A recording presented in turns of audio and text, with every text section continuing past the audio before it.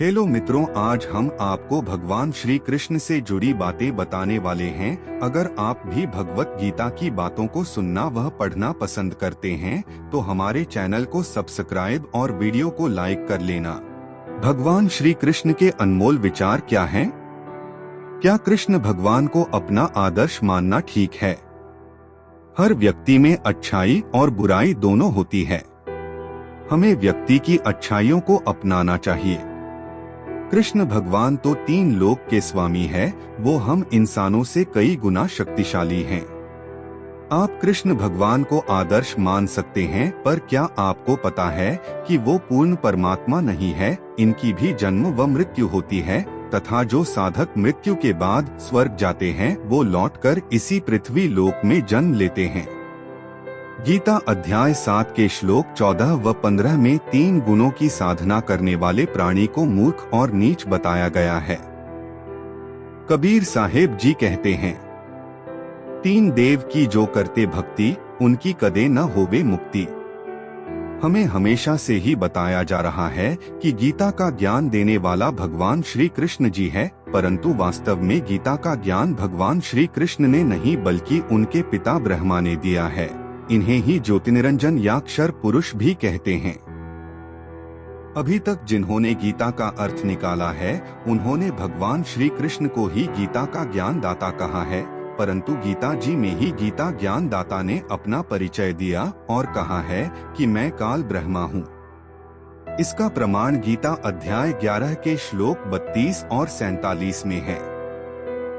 जब भगवान श्री कृष्ण ने अपना विराट रूप दिखाया तब अर्जुन ने डर से कांपते हुए पूछा, भगवान आप कौन हैं?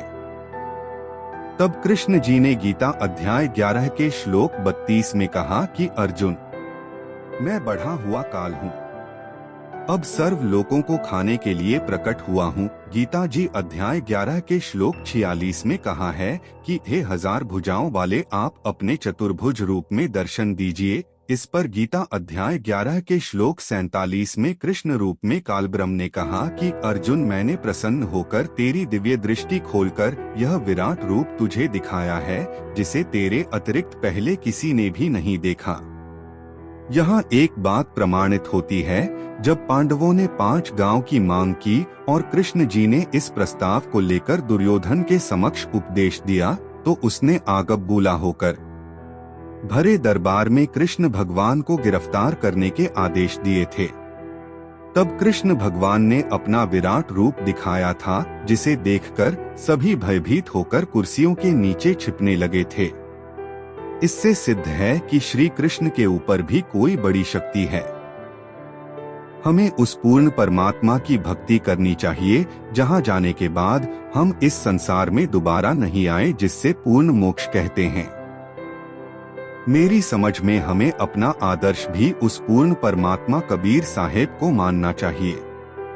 हेलो मित्र, हम आपको राधा जी का किस्सा सुनाते हैं। श्री कृष्ण तो स्वयं उन्हीं में समाहित हैं ही। नंदगांव के पास जंगल में कदम्ब टेर नामक स्थान है जो कि कदम्ब के वृक्षों से घिरा है।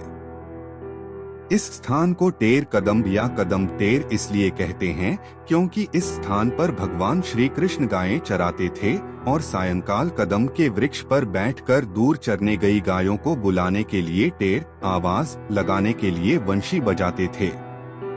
जहाँ जहाँ भगवान के चरण टिकते हैं उस भूमि में भगवान का प्रभाव प्रवेश कर जाता है, इसलिए उस भूमि की रज को अत्यंत पवित्र और कल्याणकारी माना जाता है।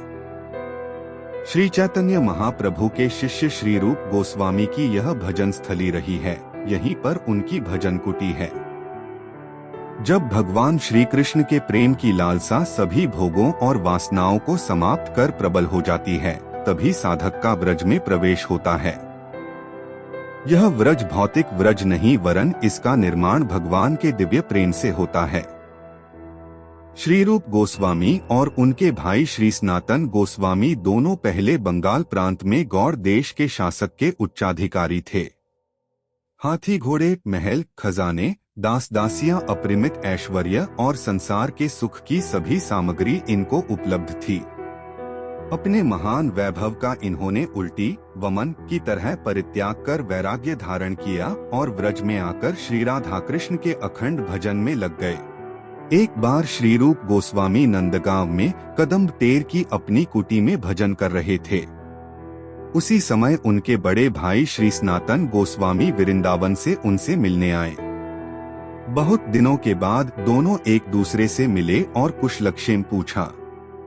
श्री रूप गोस्वामी ने देखा कि बड़े भाई बड़े दुर्बल हो गए हैं।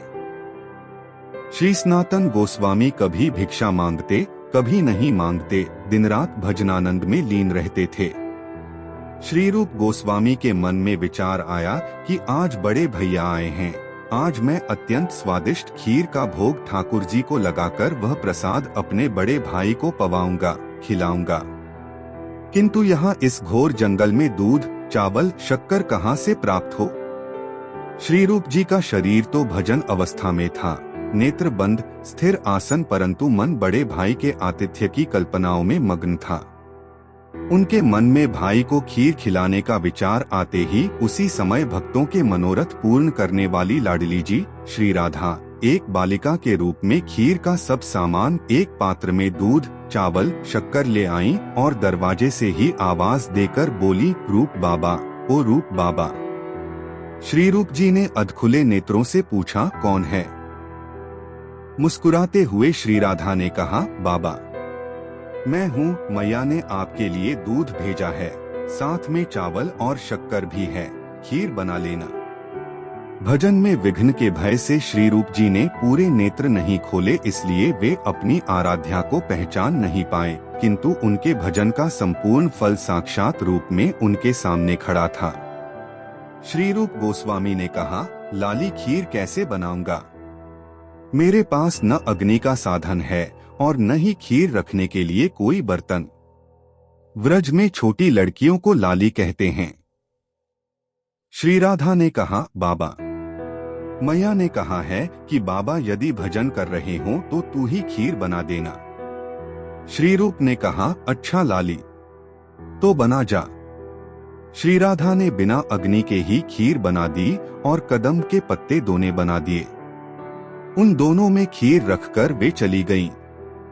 कदम के पत्तों के दोने में उस खीर का श्री रूप गोस्वामी ने ठाकुर जी का भोग लगाया। थोड़ी ही देर में बड़े भाई श्री सनातन गोस्वामी भी अपना नित्य नियम का भजन पूरा करके आ गए। श्री रूप ने अपने बड़े भाई श्री सनातन गोस्वामी को खीर का प्रसाद दिया। जैसे ही उन्होंने वह खीर मुंह से लगाई तो उन्हें प्रेम का नशा सा छा गया और वे प्रेम मूर्छा में चले गए। श्री रूप बोले, भैया भैया, भगवान की दृष्टि जहाँ पड़ती है वहाँ सब वस्तुएं दिव्य और अलौकिक हो जाती हैं और भगवान के स्पर्श से वह भोजन दिव्य, अलौकिक, रसमय और परम मधुर हो जाता है। उस भोजन को करने से सारे शरीर में ऐसी प्रसन्नता, आनंद और तृप्ति आ जाती है जिसका कि कोई ठिकाना नहीं। श्री सनातन ने पूछा, यह खीर कहाँ से आई है? इसमें तो अलौकिक स्वाद है। श्री रूप गोस्वामी ने कहा, भैया, आज आपको खीर खिलाने की इच्छा हुई, तभी एक छोटी बालिका खीर का सब सामान लेकर आई और स्वयं अपने हाथों से खीर बनाकर रख गई है। श्री सनातन जी समझ गए कि श्री राधा ही भक्त की इच्छा पूर्ण करने के लिए स्वयं सामान लाई और खीर बनाने में कष्ट उठाया। वे फफक कर रोने लगे। श्री सनातन गोस्वामी ने श्री रूप गोस्वामी से कहा, मेरी इस बात को दृढ़ता पूर्वक हृदय में धारण कर लो और अब पुनः ऐसी इच्छा कभी मत करना। इस तुच्छ शरीर के लिए तुमने कामना की और अपने इष्ट को कष्ट दिया। आगे से तुम अपनी वैराग्य की चाल से ही चलना। अपनी आराध्या श्री राधा को कष्ट देने के कारण दोनों भाइयों की आंखों से प्रेमाश्रु बहने लगे। कदम टेर के मंदिर में आज भी खीर का प्रसाद मिलता है और कदम के वृक्षों पर आज भी इक्का दुक्का दोने दिखाई पड़ जाते हैं, जिन्हें पुजारी मंदिर में संजो कर रखते हैं। भगवान श्री कृष्ण के अनमोल विचार। श्री कृष्ण कहते हैं कि किसी का दिल ना दुखे, अपने स्वार्थ के लिए बाकी सब कुछ कुदरत पर छोड़ देना। जीवन में अहंकार भी जरूरी है जब अधिकार, चरित्र, सम्मान की बात हो। आत्मा विनाशकारी नर्क के 3 द्वार है, वासना, क्रोध और लालच। इनका त्याग करें। जब जिंदगी में बुरा समय आए तब समझ लेना कि अच्छे कर्म का समय आ गया है। अच्छा काम करने वाला कोई भी व्यक्ति कभी भी यहाँ या दुनिया में आने के लिए एक बुरा अंत नहीं होगा। जो चाहते हैं वह करें, लेकिन प्रेम, करुणा, विनम्रता और भक्ति के साथ करें। इंसान जन्म से नहीं बल्कि अपने अच्छे व सत्य कर्मों से महान बनता है।